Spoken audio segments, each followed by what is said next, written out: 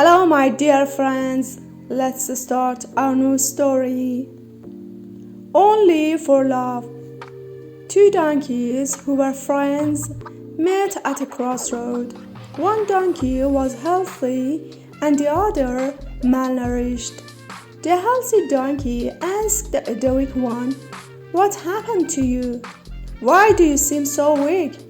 The weak donkey replied, "My master makes me work the whole day and doesn't give me enough food to eat, and also beats me."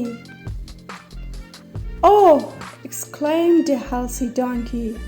"Then why don't you run away from your master's house?" He replied, "I think my job has better prospects. My master beats his only daughter too, and whenever he does so, he says to her, 'I'll marry you off to this donkey.' For this reason, I'm not running away."